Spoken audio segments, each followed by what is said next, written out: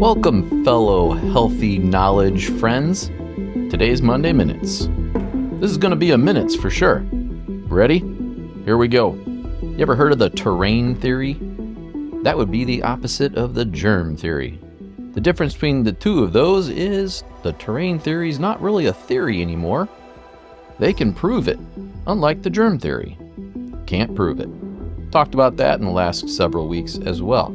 For those of you that believe in the germ theory, that's totally fine. But this could open your eyes and help you get rid of fear and anxiety and the anchor that has sold you to believe it's you against the world. Basically, the terrain theory says there's nothing on the outside that is trying to kill you. It is all within you.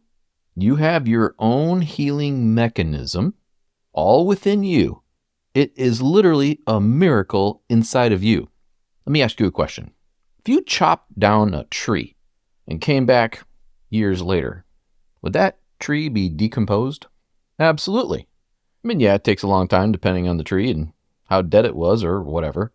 But let me ask you, did that tree die because it was rotting from all the yeast and the mold and the bacteria and whatever else is in there? Or did it die because you chopped it down? If you hit an animal with your car and then you came back several days later, you ever notice how puffy it is? It's like a big balloon ready to explode. Legs are poking out. Did that animal die because of what's inside it? Or did it die because you hit it? Well, here's where it gets interesting. You ever heard of something called a microzymus? Also known as a somatid or a protid. I'm going to refer to what I'm talking about in this episode as somatids. S-O-M-A-T-I-D-S. Basically, they're immortal. You can't kill them. They're pretty much indestructible. They are in every cell of your body. They are in every cellular tissue. They are in your plasma. They're in every living thing on this earth. Even in things that are not living, like minerals and pretty much make up everything. How do you know this, Eric? Well, they can see them. They can see them in a special microscope that's able to look at dark field, which means they can look at living tissue under a microscope with light from underneath, and you can see all these somatids just running all over the place.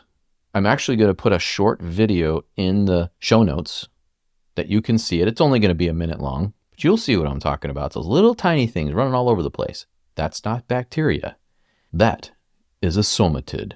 Really long time ago, Dr. Antoine Beauchamp is considered to be the father of the terrain theory, although there's people that proposed it before that. He's the one that really brought it to the mainstream.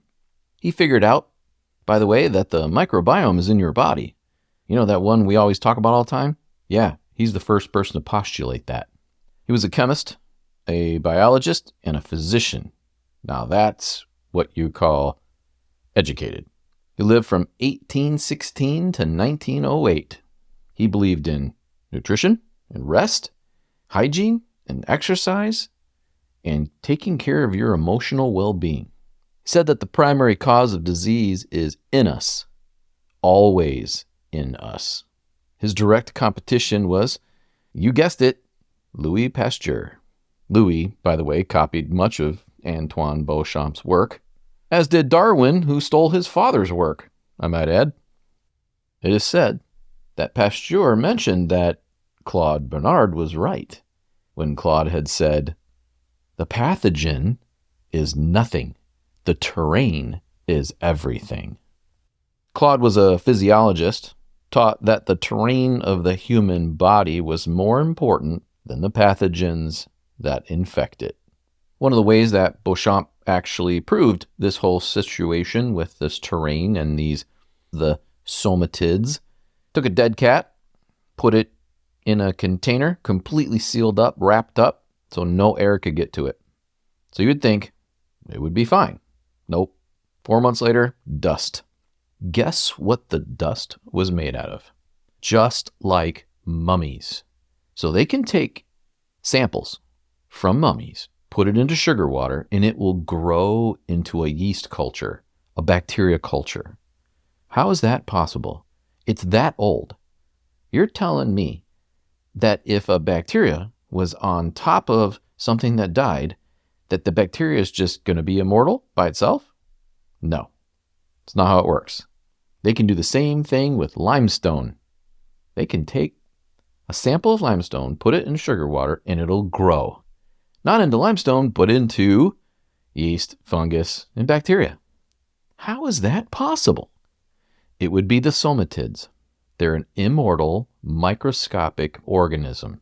You could consider those to be the essence of physical life. Here's my question to you. Why is it some people get sick and others don't? Even within the same household or like an office. How is it all the viral experiments taking fluids and stuff out of people that were sick, giving it to people who aren't sick, and they never got sick? The germ theory just does not hold up. The terrain theory, on the other hand, kind of works like this. This is what we believe is happening. And if they would study this more because they realized they were wrong about the germ theory, we could probably get to the end of this and figure it all out. Basically, terrain theory says that when you have less electrical charge, then you're in an unhealthy state. Then those somatids become activated because the electrical charge is low. They know when the electrical charge is low that you're going to have an injury or dead tissue or an inability to recycle tissue of your body. Therefore, it's dying. Well, you got to get that stuff out, right? You don't leave dying tissue in or on your body. You get rid of that stuff. So then they come in to start cleaning it up. Guess what? Somatids. You ready for this? Somatids turn into bacteria or yeast or mold, depending on the dying tissue or the injured tissue. And by the way, they turn into the right bacteria, yeast, or mold specific to that injured or dying tissue area. Like, let's say it's toxins. Well, then it uses bacteria or mold to eat that up. And then if it's something else, well, maybe it needs yeast. It knows how to keep turning from somatids into a bacteria, then it turns into yeast, then it can turn into mold as a full circle, and eventually they can even turn into tumors. Yes, one reason for tumors. If you build your terrain or your electrical charge, essentially being healthy, then they can turn back into somatids very easily. So you keep this cycle going in a very good state. You stay healthy. Isn't that amazing? Think about this. You have these little tiny things in your body that you can't kill that turn into the proper pathogen that we associate with disease to take care of whatever problem you have, and then they turn right back into somatids when they're done. That's amazing. Guess what? They do even more. Somatids turn into stem cells, which then can turn into good new tissue, like all the parts of your body. Then they reside in those tissues to then keep them healthy by constantly regenerating the cells as long as you have enough electrical charge. Remember, I've said this, and many people are saying this now. We are electrical beings. You are a water crystalline electrical being. Take the electricity out, you're a goner. Where do you get electricity, Eric? Well, you manufacture it, but you also get it from your environment, like the sun or putting your feet on the earth. If the tissue starts to die or gets injured, then they will come clean it up, get rid of the mess. Then they can start making the new tissue again. You see? It's a whole cycle of life. Your body uses different methods to help the somatids get rid of all the waste. So when the bacteria and yeast and fungus eat up all the dying and dead tissue, the chemicals, the toxins, the debris, or that injured area, the waste byproduct has to get out of your body. How does it get out? What does your body use to remove the waste? That would be urine and feces, your breath and sweating and snot and coughing and sneezing and vomiting and diarrhea. Comes through your skin, maybe in the form of a rash because it's trying to get out. That waste that's created by these organisms that clean up your body, that then irritates the tissues of those areas where they're located. And that's why you're feeling pain or swelling or it's red or itchy or any number of symptom you get there. Like a sore throat when you get strep. You don't feel the bacteria there. You feel the inflammation and the irritant from what we all know living organisms do. They eat, and you know what they do after that. I've made jokes about this constantly. That waste that they put off irritates those tissues. What happens when those tissues get irritated? Oh, there's another question. Is that the right question? Creates more blood flow to the area, which brings more oxygen and more nutrients and more healing opportunity. So if you want to deactivate or inactivate these somatids from turning into these organisms, you've got to create that electrical charge. You have to stay healthy. The healthier you are, the more electrical charge you have. Everything has vibration and frequency to it, like arsenic even has its own. Glyphosate has its own. So those two things like arsenic and glyphosate come into your body because let's say you had a food that just happened to be highly concentrated in arsenic and you didn't know it, you wouldn't know it. And all of a sudden, you're getting sick and you don't understand what's going on. Those stimulate the somatids to turn into organisms to clean the toxins out. You see? It's simple. It's like the dead buffalo carcass. Just because the vultures show up to clean up the mess doesn't mean the vultures killed them. In this case of somatids, they would turn into bacteria to start tearing down that buffalo carcass and get rid of it. But the germ theory says that vultures flew by a buffalo, killed it, and then started eating it. That's called fear, and you don't want to live in that. That creates so much stress in your life, wondering when you're going to catch something that's going to make you feel ill or kill you.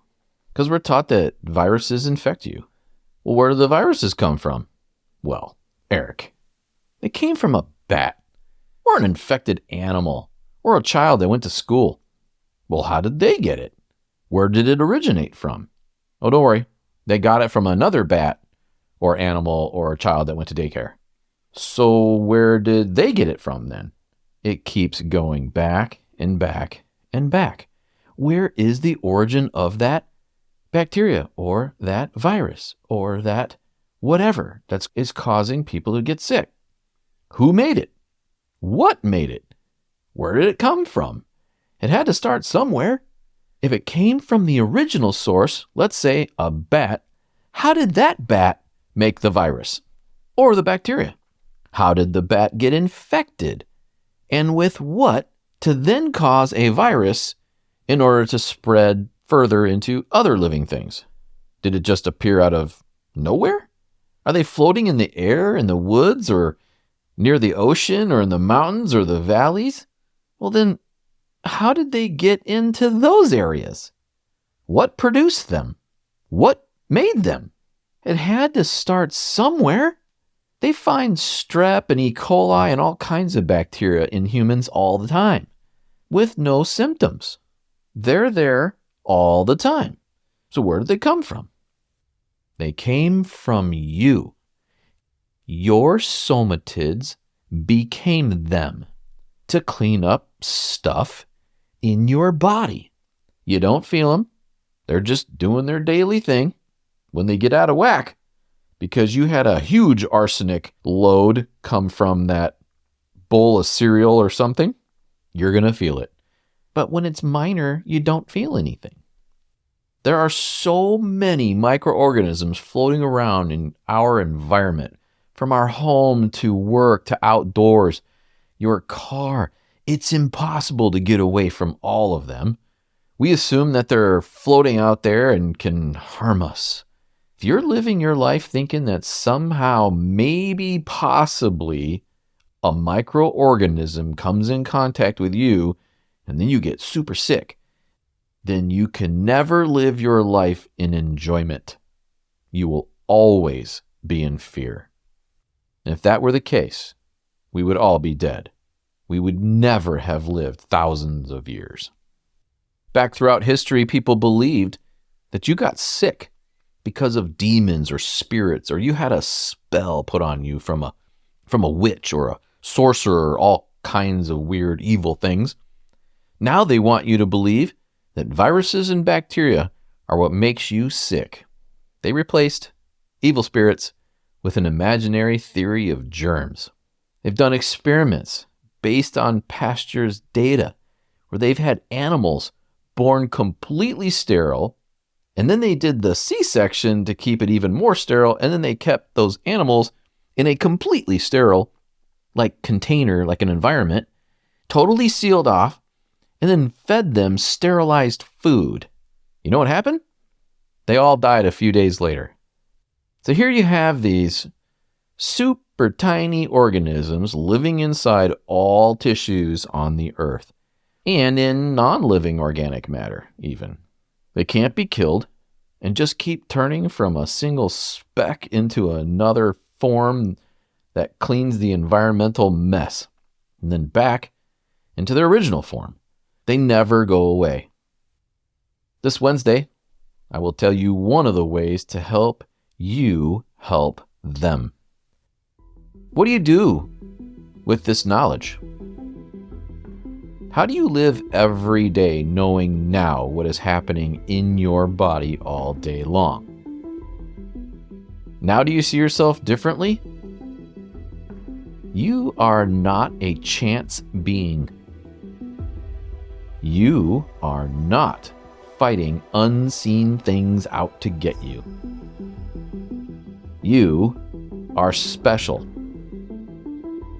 You have little microscopic organisms taking care of you every second of every day for your entire life. No one told you about this.